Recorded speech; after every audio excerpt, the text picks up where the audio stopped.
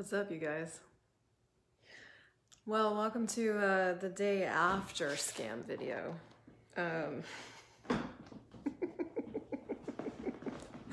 I woke up this morning different. So if you didn't watch my video from yesterday, I got a call in the middle of the day, a very intense call saying that I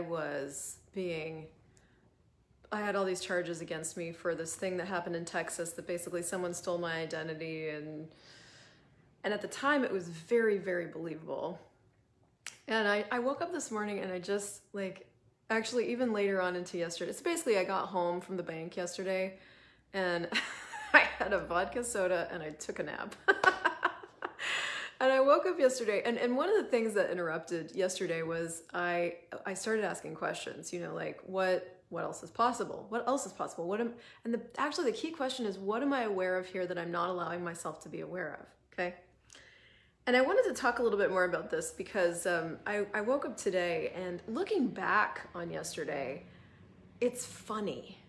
Like looking back on yesterday, now I can actually see, right? Like now, my eyes are open, but the thing that actually struck me about yesterday was that in the middle of it all, when I'm sitting in the bank parking lot, I'm ready to give my information, sort of.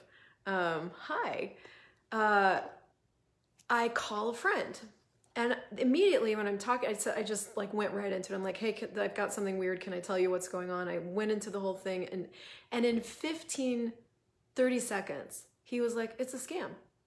And he was like, no point of view about it, and just gave me the information and it's a scam. And he's like, so there's nothing to do. It's just a scam. And it was so funny because I could feel in my world, there was all these questions of but what, because I had already created all these, I don't know, pathways or things that I had to be aware of or scared of, or, they had projected that so hard, and I bought it. And, even though there was still that niggling, I knew something else was going on. You know how you have both going on? It's really, really intense. You're buying it and you're still but wait. So anyway, as soon as he said it, well, it's a scam, it just went away. There was nothing else to do with it. It was just a scam. That's the end. It's not real. And that's the thing that hit me this morning. And I was looking at this call series I'm doing starting tomorrow, and I was like, that's actually where this topic came from, because the moment that you acknowledge something isn't real, all you have left after that is choice. It's just not real, right? Is need real? Yes or no? No. Oh, well then, what other choices do I have, right? Is worry real? No. Oh, what other choices do I have? That's exactly what happened yesterday. It's just a scam. It's not real. Oh.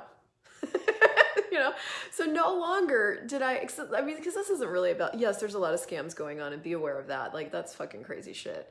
But the other, I started extrapolating this out to how this actually plays out in my life. And actually the gift that this question has been to me, because this question, is it real, got introduced to me dynamically from Stephanie Richardson, who's amazing. And we would just be having conversations about daily life, and stuff I was dealing with or angsty about or stuck on. And literally the one thing she would ask me is, well, is it real? And I was like, oh. And from that, I started to get nothing is real. Problems aren't real. Intensities aren't real. Things can feel really intense, but none of it's real. When it's real, you have to fix it. Like yesterday with the scam, when it's a real thing, it's a real problem. So I'm on the phone with Brad, and I was like, well, but they've got my driver's license and they've got my social security number. And he's like, yeah, but you give your driver's license out to everybody. How many, places and people do you give your driver's license out to? And I was like, oh yeah, good point. And same with my social security number. And I'm like, can they access my accounts with any of that information? Knowing that they can't, because they're missing key pieces like me. But they had projected so well that all of this information, they were taking it from me so that anyway, it was this whole thing. And so when I got it clear in my own world, hi Anilu, that none of it was real, and there was nothing to do with any of it, then I just dropped it and it was over, and that was all, and now we can move on. And that's exactly what I'm inviting all of us to choosing with everything, because like in relationships, when you make it real, when you make the other, like, okay, my mom's a great example of this, right? Like she loves to project that, yeah, me too, Jesus. My mom loves to project that I can't even think of anything right now, but like relative truth. She's like, there's no relative truth. It's either true or it's not true, you know, this relative thing, blah, blah, blah. She likes to project that Jesus is the only way, that this Christian way is the only way. She has very, very strong projections about how things should be. Are they real? No. If I make them real, I have to resist and react to them or align and agree with them, and then we're in a fight, right? So thank you, Ruth. I mean, that's just one example. Like if I make money, so money, is money real? No, it's an energy, right? So if I make creating money or not having money, if I make any of that real, then I've got a problem. I've created a problem. But if money is an energy and I am capable and all of these are just possibilities, then I have total choice with money. Is my business real? No. Is it an entity? Sure, yes. Same with my body, right? Like, I mean, you can just extrapolate this out over to everything. But the moment you make something real, and you know you've made it real when you're resisting and reacting, or you're freaking out, or you've got some sort of feeling about it, you've made something real. And it's not like, you know, once you make things unreal, and literally, okay, I have so many things I want to talk to you about, which is why we're doing calls. But I was also reading in this book today. This is Blessed Possibilities by Gary Douglas. And there's this section in here, and this is short, but I want to read it to you. It goes, because this lady was asking, like, she goes, I get these things, like rejection has been a part of my world through my entire life, and it's been this thing forever, right? Can you talk a little bit more about how to undo that? And that's the thing for a lot of us. We've got these areas of our life that have been things forever. Like this thing for me of when somebody projects something really intensely at me, the first thing I do is buy it. Now there's gaps getting placed there. You know what I mean? Like yesterday there was a gap. I'm like, this is really weird. So there was awareness creeping in, right? But my first thing when somebody's being really intense is to buy that. So Gary goes, it's not about undoing anything. I don't have to undo this place where I buy that constantly. It's about recognizing this has been a part of my reality and then asking, do I wish to have this as a part of my reality anymore? And then I'm going to do or be whatever it takes for this to no longer be part of my reality. So for me, I'm going to do and be whatever it takes for this thing of me buying intensity as real to be no longer part of my reality, for even that to be an interesting point of view. And every time it comes up, you'll have to go to interesting point of view because it will come back. You've had it your whole life. You've been assuming that it's the way things are and the way things are done. But it doesn't have to be like that. This is true with money, guys. You've just been assuming that this is the way things are and this is the way things have to be done, and now you've got to unravel it or undo it. It doesn't have to be like that. We keep assuming that once we've seen it, we've got to find a way out of it. So like I've been seeing dynamically over the past 3 weeks where I just get wrapped up into intense things, whether it's the intensity of love or the intensity of sex or the intensity of relationship, all of which are distractor implants, also on the call. There's no way out of it. There's just choice for it or against it. This is where choice creates. So brilliant. So in that moment where it occurs again, you say, okay, good, I'm doing anger again, or I'm doing judgment. And I would choose this for what friggin' reason? This is the piece.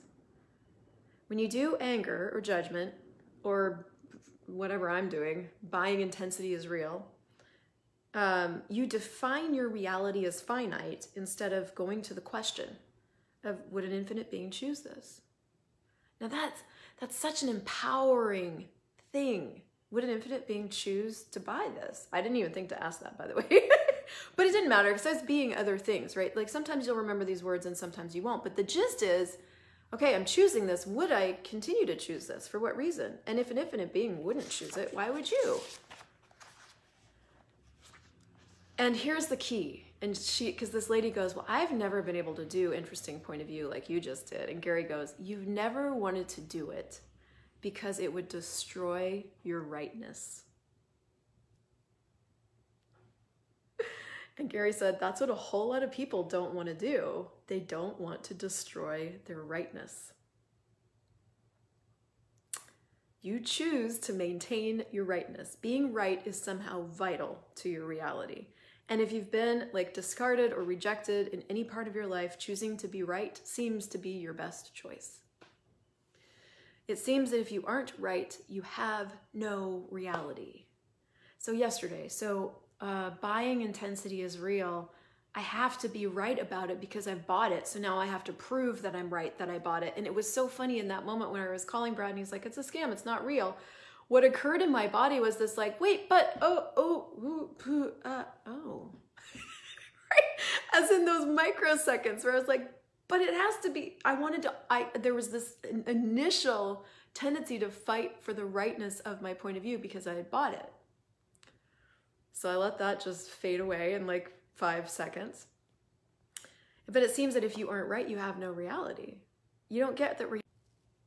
It's not a solidification. It can change any moment depending on what you would like to have as your reality. So this is the conversation that I want to have more of in the world. This is the conversation I'm having more with myself. And you know, I mean, it's just shown up in so many different ways for me lately. I went to a network marketing conference over the weekend. You guys have heard me talk about that. I saw so many places where I had solidified points of view about what was right and what was wrong, what was real and what wasn't real, based on the logic of it's conscious or it's not conscious or whatever. So I had so many opportunities to actually destroy and uncreate all kinds of judgments. I'm choosing a 30-day thing with my body and all these products that I'm using. And there's, you know, they're inviting you to choose it in a certain way. And I'm like, I'm going to try this. Well, I'm seeing all these points of view where I've made real that doesn't allow me to have the awareness of what this would create for me. So everything we've made real actually limits what we can choose to create, to be with, to get awareness of. And anyway, so if that sounds fun to you, I wanted to invite you to the call, but I also wanted to just like give you that going, what have you made real that just isn't? And if you start asking yourself that with anything that sticks you, you've made something real that isn't. So anyway, play with that today. If you want to come join us on the calls, we start tomorrow, and you can find them on my website, crystaljoycrawford.com, on the front page there. But I'm excited because like the more unreal everything becomes, the more possibilities that are available and the more I can use to create. So fuck yeah, hoorah. I'll see you guys. I'll see you guys when I see you.